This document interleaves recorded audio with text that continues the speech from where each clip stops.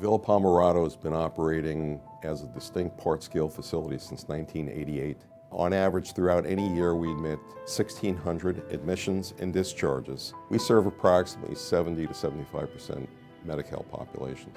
If the Medi-Cal cuts go through, it will severely limit our ability to take the kinds of patients we currently take. Many of the patients who are admitted here require frequent assessment and reassessment by licensed nurses.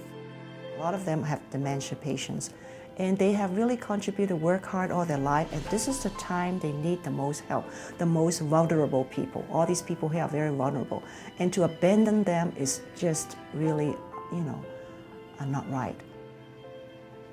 I'd have a tough time with it. I mean, I really would. I would really struggle. It's scary. It's scary not to be able to have someplace you can go quickly and maybe get out of quickly and get back on your feet and go back to work and do something. How are we going to live then? This is the closest that I can feel being at home. Very few people understand the impact they will have over the long term for all the hospitals across California that operate distinct part-scale facilities. I would see that hospital readmissions will quadruple. I will see there will be a lot more patients in the ICU. The patient satisfaction surveys will drop tremendously. I think it would be a terrible thing to the system. Unfortunately, it makes me feel frustrated and angry because I'm a provider and I have to take care of patients.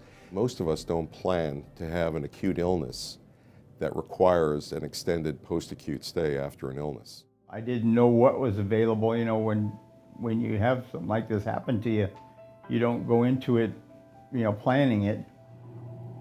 But if they stop having places like this, what is the alternative for the handicapped people? The streets? What are we giving them? We should not leave them like that.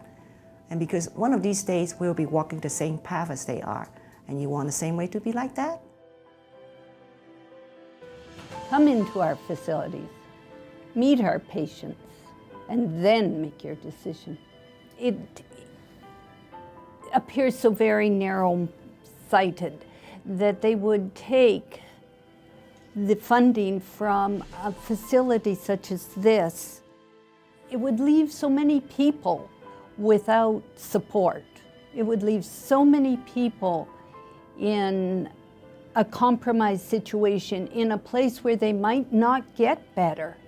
And I mean, I couldn't go to bed.